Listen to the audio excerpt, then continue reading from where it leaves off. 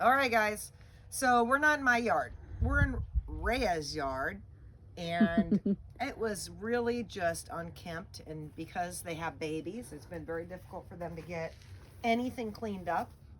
Um, we did a massive overhaul today. I mean, I literally this it's Thursday. I did nothing on the farm. Came here. I tried to get here at 10. It didn't work. Too many crises happened as usual. I think I got here at 12. Um, we hit it hard. Now, all of these trees. So her husband's been propagating and growing all these trees for the farm, and he's a little bit, he loves his trees. He gets a little scared to put them all out in the field. So it takes a little time. He gets them real big and healthy first. So all this was sitting right in the center here. And the babies were playing around the trees. This big monster pepper tree, my gosh, these things are out of control. I mean, you can see the crotch on this thing.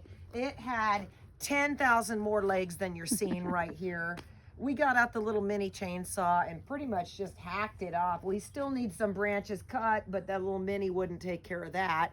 So we got as much done on the tree. We now can walk under the tree. It's amazing. We moved the kiddos, play his little water table. Emil loves flopping dirt in the water. He needs a little sunshade. We moved him off to the side. And I mean, it looks great, guys. This is just the beginning. We got so much we want to do. We're going to get Rhea running drip lines like I've shown all you in the videos. We're going to run drip lines around the whole perimeter because what we want to do is trash can gardening for her. She's been collecting a lot of little pots. You can see, I mean, her husband, he's pretty amazing. I'll have to say, I'm going to give Jared a lot of credit. Most of this has been propagated by him, guys. All the figs, all of the passion fruit. I mean, he's very good at what he does. I mean, look at this beauty right here. I mean, I think he grew this from a little sperm in the womb. I mean, it's amazing. Looks beautiful. But as we come along, what we're starting to do that I'm showing Rhea, now you wonder, what is this disgusting ass mess? Well, what these are going to be Rhea's pots for gardening in. So what we're doing is we don't have soil over here. We're poor. We have nothing. But what we did have was God gave us some soil. He made organic matter on the surface. So what we did was we were cleaned up literally as much as we could. And yes, this is pepper tree, and guess what? It grows plants. Now we got to compost it, guys. Now I don't mean compost for 3 years. I'm going to activate it fast, and I'm going to put some poop on it. So when I come back, we're going to get more pots going. What we want is, we figure the whole perimeter should probably trash can garden because there's so much space out here now that we've moved everything out of the way. More along there and there. And then once the drip line's on, she's going to be running like my front yard, where she'll have all the herbs and all the plants, and it'll just be a matter of flicking the switch. I even have a timer, actually, we could do. I'll give you for the spigot, that then boom, flick on, everything's watered, growing. All you are is playing with the babies. We still have a lot to do here, guys. You can see, I mean, this land has been destroyed by the gophers. They have literally made craters, dips, holes and mounds. Right now, we pretty much raked it pretty clean, but we're going to come back in, not next week, but probably after that, and start trying to work on the ground and getting the main ground cleaned up too.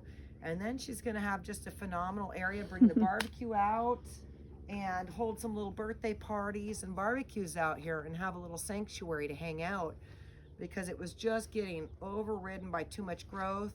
And with her having all these babies, there's just no way of maintaining it. So I thought I got to come over and just knock out some freaking crazy hardcore farming cleanup. And I'm very pleased looking around. And by the way, that's a thuja, guys, in case you're wondering. She said, what is this pine tree, Christmas tree thing in my yard that I need to get rid of? And I said, oh my gosh, it's very medicinal for warts especially.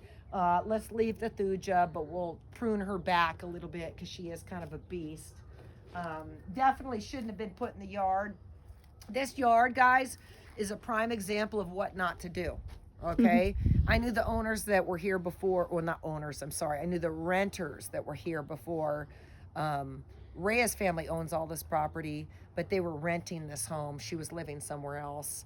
When she took back over the property, trees had been planted. You do not put, guys,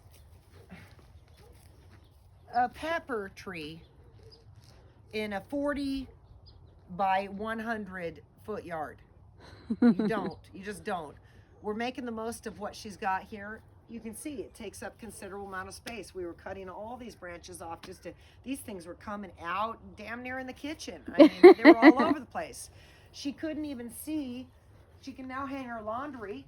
I mean, back to we've got the clothesline exposed again, so laundry can dry.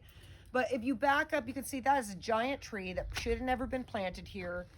It's here. We're going to make use of it. We're going to run some Christmas lights and give it an exciting look, so that it's more entertaining at night. But the other guy is this thuja. I mean, I was telling her, I don't even know. I haven't got a look in it, but I'm guessing, Jesus, it probably has a couple trunks. I see one. Oh, I knew it. Yep. Okay, so 3 trunks. Oh, really? This whole time I thought it was only one. We could probably go back to 1 trunk because the 2 are smaller that are coming forward. Yes, they're on your so head. I could probably get the little chainsaw out and come back in, and we could slowly just start tipping this guy out of here too, and just leave 1 trunk. You don't need more than that. So I had no idea. So here, come here. You can kind of see. I was like, oh, it's a big tree. Look. Do you see him in there? Can you see? Oh my God. Look at them all. There's maybe even 4. Wow.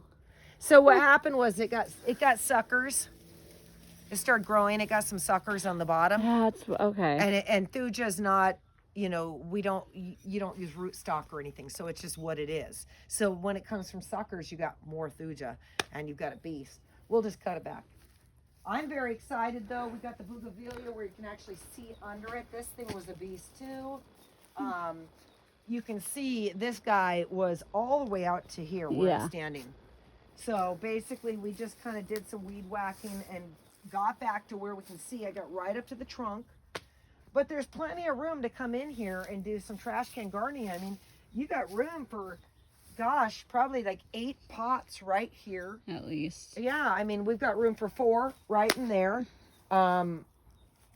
I mean, I think there's going to be a lot of food grown in this little area here. Mm-hmm. And on top of it, we'll create a complete play station for the kids. So in the middle of it, Mommy will have her gardening and the kids will have their stuff. But yeah, guys, look, if you're out there just worrying about your own garden and you're not helping someone else, you might want to rethink your plan in life, because sometimes it's not just about us. I have so much work to do that it's always about me, until I start thinking about someone else and realize, well, what if they don't have anyone to help them? What if they need a helping hand? So maybe we should start helping others a little bit more. Get your chores done, but you know, if you've always got chores every day for the rest of your life, maybe tomorrow go, well, I'm not doing my chores. Maybe the neighbor needs some help with her chores. So do something to help someone else, guys, and you might be surprised how much you can, you know, spice up someone's life and make it more exciting for them.